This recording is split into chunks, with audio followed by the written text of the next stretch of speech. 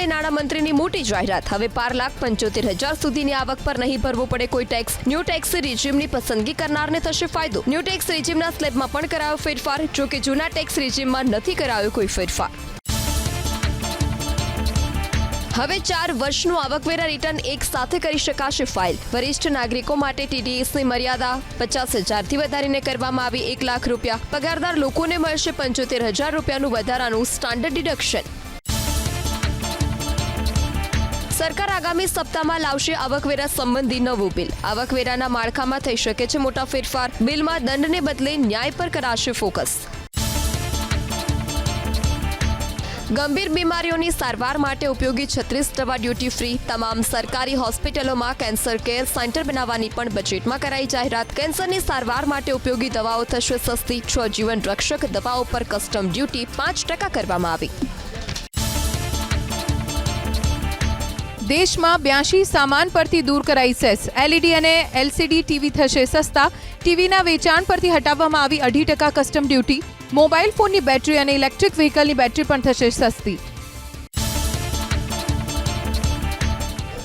કિસાન credit પર loan મર્યાદા 3 લાખથી વધારીને કરવામાં આવશે ₹5 લાખ। આ સાથે કપાસનું ઉત્પાદન વધારવાનું 5 વર્ષના મિશનની જાહેરાત। આગામી 6 વર્ષ સુધી મસૂર, તુવેર જેવા કઠોળનું ઉત્પાદન વધારવા પર ધ્યાન કેન્દ્રિત કરવામાં આવશે। ખેડૂતોને ટેકનોલોજીથી સુસજ્જ કરવાનો સરકારનો લક્ષ્યાંક। પ્રધાનમંત્રી ધન ધાન્ય યોજના હેઠળ 1,07,00,000 ખેડૂતોને સ્કિલ અને ટેકનોલોજીના માધ્યમથી જોડવામાં આવશે તેવી નાણામંત્રીએ કરી વાત। સિંચાઈની સુવિધામાં પણ કરાશે વધારો।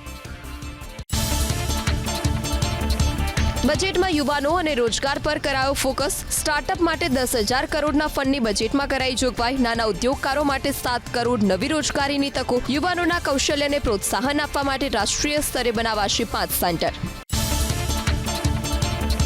લેધર સ્કીમના માધ્યમથી 22 લાખ લોકોને રોજગારી આપશે સરકાર। સ્ટ્રીટ વેન્ડર માટે ચાલી રહેલી પીએમ સ્વનિધિ સ્કીમ લોનની મર્યાદા વધારી કરવામાં આવશે ₹30,000। રમકડાનું ઉત્પાદન કરતી કંપનીઝ અને કારખાના માટે મેક ઇન ઇન્ડિયા હેઠળ શરૂ કરાશે નવી યોજના। વિદ્યાર્થીઓ માટે પણ બજેટમાં કરાઈ અનેક મહત્વની જાહેરાત। મેડિકલ કોલેજમાં વધારવામાં આવશે 75,000 બેઠક। 23 આઈઆઈટીમાં વધારવામાં આવશે બેઠક। તમામ સરકારી સ્કૂલોમાં હવે ઇન્ટરનેટની સુવિધા। 50,000 અટલ ટિંકરિંગ લેબ બનાવવામાં આવશે। નાણામંત્રી વરસ્યા બિહાર પર। પટના આઈઆઈટીનો વિસ્તાર, મખાણા બોર્ડ અને નવા ગ્રીનફિલ્ડ એરપોર્ટની જાહેરાત। 500 કરોડના બજેટ સાથે એઆઈ માટે એક સંસ્થાની કરવામાં આવશે સ્થાપના। મખાણા બોર્ડની રચનાથી નાના ખેડૂતો અને વેપારીઓને ફાયદો થશે તેવી નાણામંત્રીએ કરી વાત। સરકારના બિહાર પર ફોકસની ઝલક જોવા મળી નાણામંત્રી નિર્મલા સીતારમણના પોશાકમાં। બજેટ રજૂ કરવા માટે બિહારની પ્રખ્યાત મધુબની સાડીની કરી પસંદગી। આ ગોલ્ડન બોર્ડર સાડી પદ્મશ્રી દુલારી દેવીએ તેમની છેલ્લી બિહાર મુલાકાત સમયે આપી હતી ભેટમાં। લોકસભાની કાર્યવાહી શરૂ થતાં જ વિપક્ષી દળોએ મચાવ્યો જોરદાર હંગામો। મહાકુંભની નાસભાગની ચર્ચાને લઈ શરૂ કર્યો હોબાળો। વોકઆઉટના થોડા સમય બાદ ગૃહમાં પરત ફર્યા સમાજવાદી પાર્ટીના સાંસદ। મહાકુંભમાં દુર્ઘટનામાં મૃતકોની યાદી જાહેર કરવાની માંગ સાથે કરી નારેબાજી। સંસદમાં બજેટ રજૂ કર્યા બાદ નાણામંત્રી નિર્મલા સીતારમણ મળ્યા લોકસભાના સ્પીકર ઓમ બિરલાને। બજેટની જોગવાઈઓને લઈને ચર્ચા। સતત 8મી વખત બજેટ રજૂ કરવા બદલ સ્પીકરે નાણામંત્રીને આપ્યા અભિનંદન। પ્રધાનમંત્રી મોદીએ કેન્દ્રીય બજેટને ગણાવ્યું જનતા જનાર્દનનું બજેટ। કૃષિ અને ગ્રામીણ વ્યવસ્થામાં આવશે નવી ક્રાંતિ। વિકસિત ભારતના મિશનને મળશે પ્રોત્સાહન। બજેટમાં મેન્યુફેક્ચરિંગ પણ 360 ડિગ્રી ફોકસ કરાયું। દેશ વિકાસ અને વિરાસતના મંત્રના આધારે આગળ વધશે તેવી પ્રધાનમંત્રી મોદીએ કરી વાત। બજેટથી ગ્રોથ રેટ ઝડપભેર વધશે। આત્મનિર્ભર ભારત અભિયાનને પણ મળશે ગતિ। કેન્દ્રીય ગૃહમંત્રી અમિત શાહે વર્ષ 2025ના બજેટને ગણાવ્યું શ્રેષ્ઠ ભારત નિર્માણની દિશામાં મોદી સરકારની દૂરદર્શિતાના બ્લુપ્રિન્ટ સમાન। મોદી સરકારના આત્મનિર્ભર ભારતના રોડમેપ સમાન બજેટ હોવાની પણ શાહે કરી વાત। બજેટમાં ઇન્ફ્રાસ્ટ્રક્ચર સેક્ટરને પ્રાથમિકતા અપાઈ હોવાની કેન્દ્રીય મંત્રી નીતિન ગડકરીએ કરી વાત।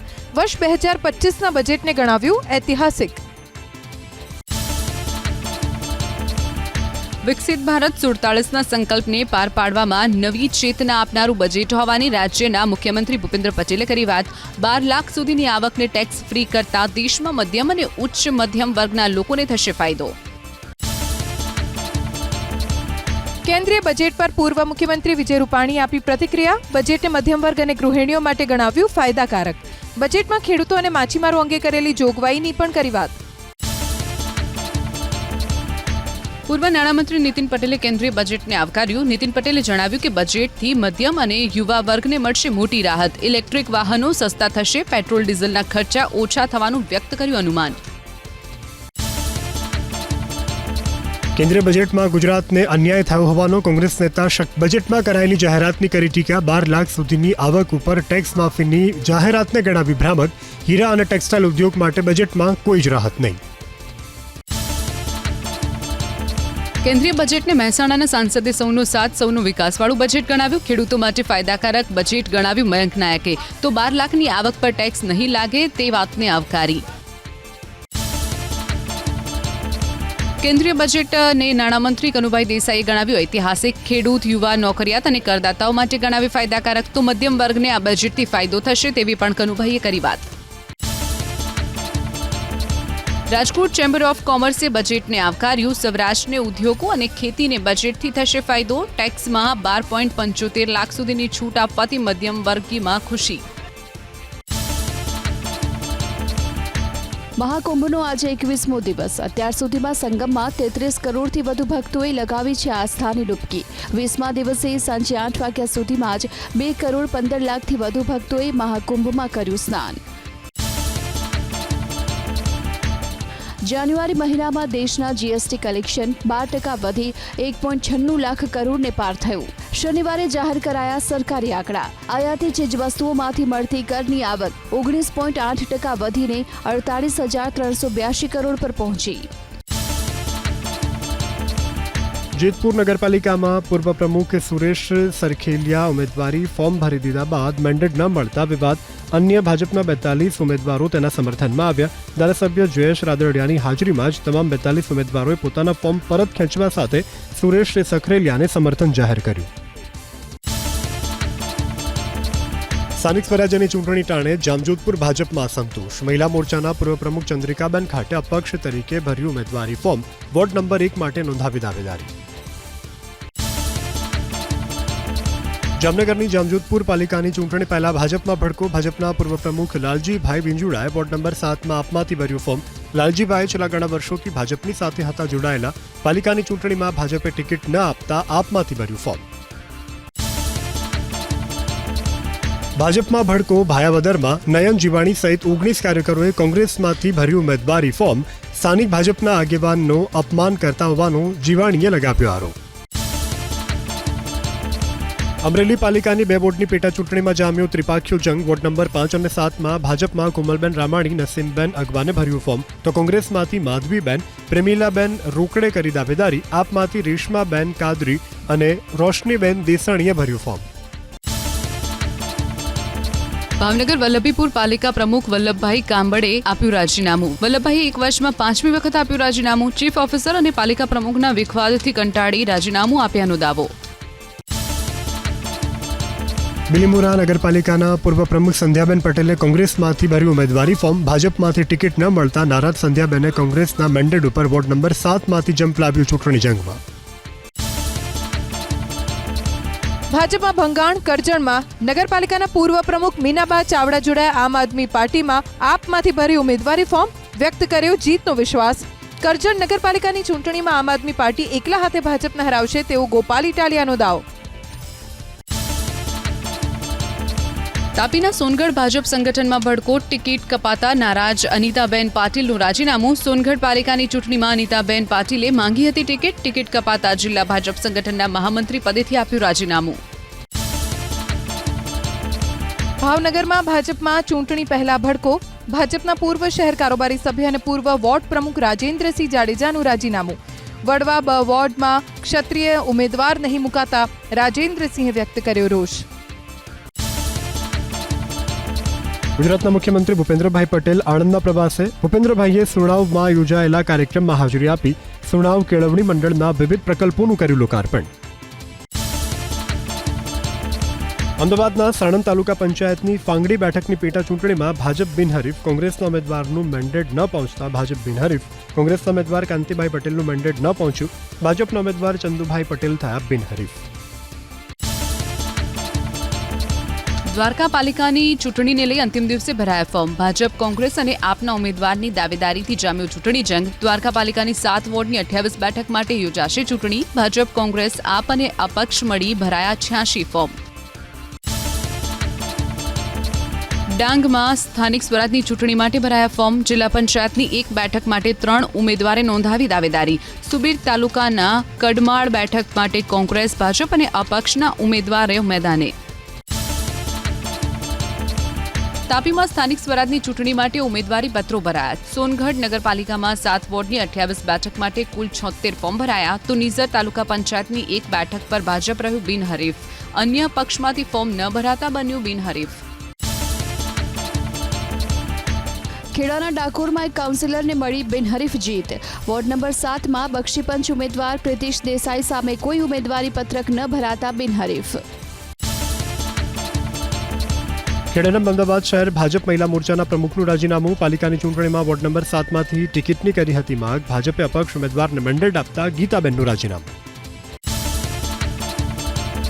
અમદાવાદમાં સ્થાનિક સ્વરાજની ચૂંટણીની નામાંકન પ્રક્રિયાનો અંતિમ દિવસ. ગાટલોડિયા વોર્ડના ભાજપના ઉમેદવાર પ્રવીણ પટેલે ભર્યું ફોર્મ. મનોજ પટેલે રાજીનામું આપતા ખાલી પડેલી બેઠક પર નોંધાવી દાવેદારી. સાબરકાંઠાના પ્રાંતિજ નગરપાલિકાની ચૂંટણી માટે 68 ઉમેદવારોએ ભર્યું ફોર્મ. આગામી 16 તારીખે યોજાશે પ્રાંતિજ નગરપાલિકાનું મતદાન. આગામી 18 તારીખે મતગણતરી હાથ ધરવામાં આવશે. અમરેલીના લાઠી ભાજપ યુવા મોરચાના ઉપપ્રમુખની પત્નીએ કોંગ્રેસમાંથી ભર્યું ફોર્મ. ભાજપ ઉપપ્રમુખ હિરેનપાડાની પત્ની કોંગ્રેસમાંથી કરી ઉમેદવારી. ભાજપ નેતાની પત્ની કોંગ્રેસમાંથી ઉમેદવારી કરતા અનેક તર્ક વિતર્ક. અમરેલી લાઠી નગરપાલિકામાં ચૂંટણીનો ધમધમાટ. ભાજપ, કોંગ્રેસ સહિતના પક્ષો મેદાને. અંતિમ દિવસે ભરાયેલા કુલ 64 ફોર્મ પૈકી કોંગ્રેસના 24, ભાજપના 24, આપના 14 અને અપક્ષના 2 ઉમેદવારોએ નોંધાવી દાવેદારી. કુતિયાણા નગરપાલિકાની ચૂંટણીમાં સમાજવાદી પાર્ટીના ઉમેદવારોએ ભર્યા ફોર્મ. 6 વોર્ડની 24 બેઠક પર સમાજવાદી પાર્ટીના ઉમેદવારોએ ફોર્મ ભર્યા. કાંધલ જાડેજાના ભાઈ કાના જાડેજાએ પણ કરી ઉમેદવારી. જૂનાગઢમાં મનપા ચૂંટણી માટે કોંગ્રેસ ઉમેદવારોએ ફોર્મ ભરી દીધા બાદ કોંગ્રેસે ઉમેદવારોના નામની સત્તાવાર કરી જાહેરાત. પૂર્વ નગરસેવક મંજુલાબેન પરસાણા, લલિત પરસાણાને રિપીટ કરાયા. તો પૂર્વ નગરસેવકના નાણાંની લેતી દેતીના આક્ષેપોને પૂંજા વંશે પાયાવિહોણા ગણાવ્યા. જૂનાગઢ નગરપાલિકાની ચૂંટણી પહેલા કોંગ્રેસમાં કકળાટ. કોંગ્રેસના પૂર્વ નગરસેવકે આપના મેન્ડેટ પરથી ભર્યું ફોર્મ. ટિકિટ ફાળવણીમાં રૂપિયાની લેતી દેતી થયાનો રઝાક હાલાનો આરોપ. કોંગ્રેસમાંથી ટિકિટ ન મળતા આપમાંથી ફોર્મ ભર્યું હોવાની કરી વાત. ચોરવાડ નગરપાલિકાની ચૂંટણીમાં ધારાસભ્ય વિમલ ચુડાસમાએ ભર્યું ફોર્મ. ધારાસભ્ય વિમલ ચુડાસમાએ વોર્ડ નંબર 3માંથી ફોર્મ ભર્યું. તો વોર્ડ નંબર 4માંથી વિમલ ચુડાસમાના પત્નીએ પણ ફોર્મ ભર્યું. મતદારોનો ભરોસો અમારી સાથે હોવાની વિમલ ચુડાસમાની વાત. જૂનાગઢના માંગરોળ નગરપાલિકાની ચૂંટણી માટે ઉમેદવારોમાં ઉત્સાહ. ભાજપ અને કોંગ્રેસની સાથે એઆઈએમઆઈએમ પાર્ટીએ પણ લાવ્યું જંપ. માંગરોળ નગરપાલિકાની 36 બેઠકો પૈકી 23 અને આપ 13 બેઠક પર લડશે ચૂંટણી. જૂનાગઢમાં મહાનગરપાલિકાની ચૂંટણી માટે ભરાયા ફોર્મ. ભાજપ અને કોંગ્રેસના ઉમેદવારોએ નોંધાવી દાવેદારી. કાળવા ચોકમાં યોજાઈ વિશ્વાસ સભા. ઉમેદવારોએ પોતાની જીતનો વિશ્વાસ કર્યો વ્યક્ત. રાજકોટના જેતપુરમાં નગરપાલિકાની ચૂંટણીનો ધમધમાટ. નગરપાલિકાના 11 વોર્ડ માટે 44 ઉમેદવારોએ નોંધાવી દાવેદારી. ભાજપે બહુમતીથી જીત મળવાનો વ્યક્ત કર્યો વિશ્વાસ. મોટી સંખ્યામાં ભાજપ સમર્થકો રહ્યા હાજર. બોટાદ નગરપાલિકાની ચૂંટણીમાં મતદાન પહેલા જ થઈ ભાજપની જીત. ભાજપના ઉમેદવાર વિરુદ્ધ એક પણ ઉમેદવારે ફોર્મ ન ભરતા વોર્ડ નંબર 7ના સહદેવસિંહ ચૌહાણ, રૂપલબેન જોશી, ધર્મિષ્ઠાબેન જુટાણિયા, અશ્વિન ખસિયા બિનહરીફ જાહેર. કચ્છના રાપરમાં નગરપાલિકાની ચૂંટણીને લઈને ઉમેદવારોમાં ઉત્સાહ. ફોર્મ ભરવાના અંતિમ દિવસે ભાજપ અને કોંગ્રેસે રજૂ કર્યા ઉમેદવાર. વોર્ડ નંબર 7 માટે ભાજપના 28 ઉમેદવારોએ નોંધાવી દાવેદારી. 28 બેઠક માટે કોંગ્રેસના ઉમેદવારો પણ મેદાને. બાયડ તાલુકા પંચાયતની પેટા ચૂંટણી માટે ભાજપ અને કોંગ્રેસના ઉમેદવારે ભર્યા ફોર્મ. પીપોદરા બેઠક માટે ભાજપના સુરેખાબેને ભર્યું ફોર્મ તો કોંગ્રેસમાંથી કોકિલાબેન બળવંતસિંહે ભર્યું ફોર્મ. મહેસાણાના વિજાપુરમાં તાલુકા પંચાયતની બેઠક માટે ભરાયા ફોર્મ. કુકરવાડાની બેઠક માટે ભાજપના ચેતનકુમાર પટેલ તથા કોંગ્રેસના દેવાંગકુમાર પટેલે ભર્યા ફોર્મ. વિજાપુર તાલુકા પંચાયતની કુકરવાડા બેઠકને ભાજપ શાસિત રાખવા પ્રયાસ. તાપીના સોનગઢમાં સ્થાનિક સ્વરાજ્યની ચૂંટણીને લઈ ફોર્મ ભરવા ઉમેદવારો ઉમટ્યા. ફોર્મ ભરવાનો અંતિમ દિવસ હોવાથી ઉમેદવારોનો જમાવડો. ભાજપ, કોંગ્રેસ અને આપના ઉમેદવારોએ નોંધાવી દાવેદારી. સ્થાનિક સ્વરાજની ચૂંટણીને લઈ પંચમહાલના કાલોલમાં ઉત્સાહનો માહોલ. કાલોલ નગરપાલિકામાં ઉમેદવારી નોંધાવવા દાવેદારો ઉમટ્યા. કાલોલ નગરપાલિકાના 7 વોર્ડ માટે ભરાયા 103 ફોર્મ. રાજ્યના 64 આઈએએસ અધિકારીની બદલીના ઓર્ડર. બંછાનિધિ પાની બન્યા અમદાવાદના નવા મ્યુનિસિપલ કમિશનર એન થેનારસનની રાજ્ય સરકારે કરી બદલી તો સ્વરૂપ પીની ગાંધીનગર ઇન્ડસ્ટ્રીઝ કમિશન તરીકે કરાઈ બદલી. અવંતિકા સિંઘને GACLનો સોંપાયો વધારાનો ચાર્જ. ગુજરાત કેડરના 2 આઈએએસ અધિકારીને કેન્દ્રમાં સોંપાઈ જવાબદારી. વિજય નહેરાને હેલ્થ ફેમિલી વેલફેર વિભાગના જોઈન્ટ સેક્રેટરીની નિમણૂક. ઉદિત અગ્રવાલને મૈસૂરની LBSNAAના જોઈન્ટ ડિરેક્ટર બનાવાયા. સુરેન્દ્રનગર જિલ્લા કલેક્ટર કેયુર સંપતને ટ્રાન્સફર. નવા કલેક્ટર તરીકે ડોક્ટર રાજેન્દ્ર કુમાર મહેન્દ્રભાઈ પટેલની કરાઈ નિમણૂક. જિલ્લા કલેક્ટર તરીકે ચાર્જ સંભાળશે. જળપ્લાવિત ક્ષેત્રમાં ગુજરાતની વિશેષ સિદ્ધિ. દેશના તમામ વેટલેન્ડના ક્ષેત્રફળના 21% હિસ્સો અને 115માંથી 8 વેટલેન્ડ્સ ગુજરાતમાં. ઇસરોના અવલોકન મુજબ રાજ્યમાં 17,613 વેટલેન્ડ. ભુજથી દિલ્હીની હવાઈ સેવાનો થયો પ્રારંભ. એર ઇન્ડિયા સંચાલિત 180 બેઠકની ક્ષમતા ધરાવતી ફ્લાઇટ શરૂ થતાં લોકોમાં ઉત્સાહ. ભુજથી દિલ્હી 177 લોકો અને દિલ્હીથી ભુજની ફ્લાઇટમાં પહોંચ્યા 170 લોકો. રાજ્યમાં આદિજાતિ વિસ્તારમાં મધમાખી પાલકોને વિના મૂલ્યે અપાશે મધમાખીની 2 હાઇવ્સ અને પેટી. 7 ફેબ્રુઆરી સુધીમાં મધમાખી પાલકો આઈ ખેડૂત પોર્ટલ પર કરી શકશે અરજી. નાયબ બાગાયત નિયામક કચેરીએ અરજીની મોકલાવી પડશે પ્રિન્ટ. ગાંધીનગરમાં ACBનો કસ્ટમ વિભાગમાં સપાટો. કન્ટેનરને ક્લિયર કરવા લાંચ માંગનાર 3 ઝડપાયા. જમિયતપુરાના કન્ટેનર ડેપોનો કસ્ટમ ઇન્સ્પેક્ટરે માંગી હતી લાંચ. 3 લાખની લાંચ લેતા ACB રંગે હાથ ઝડપી પાડી વધુ તપાસ હાથ ધરી. સુરેન્દ્રનગરના ચોટીલા હાઈવે અને શહેરમાં રખડતા ઢોરોનો ત્રાસ. વધતા રખડતા ઢોરના ત્રાસને લઈ પાલિકાને કરાઈ રજૂઆત. રાહદારીઓ અને વાહન ચાલકો કરી રહ્યા છે હાલાકીનો સામનો. રખડતા ઢોરને પાંજરે પૂરવા લોકોએ ઉચ્ચારી માંગ.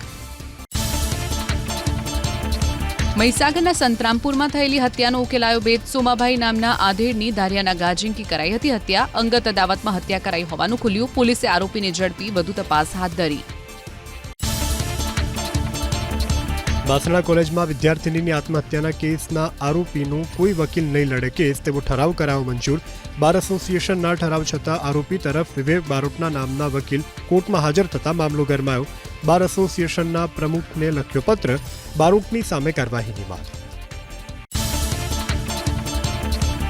બાસણા મર્ચન્ટ કોલેજમાં વિદ્યાર્થિનીની આત્મહત્યાના કેસમાં તમામ આરોપીને મોકલાયા. જ્યુડિશિયલ કસ્ટડીમાં કોલેજના પ્રિન્સિપાલ સહિત 5 પ્રોફેસરને રજૂ કરાયા હતા કોર્ટમાં. માનસિક ટોર્ચરના કારણે વિદ્યાર્થીની આત્મહત્યા કરી હોવાનો આરોપ. સુરતના પાનેસરા વિસ્તારમાં પોલીસનું કોમ્બિંગ. ખાડી અને વાવરૂ જગ્યાએ ડ્રોનથી પોલીસે કર્યું પેટ્રોલિંગ.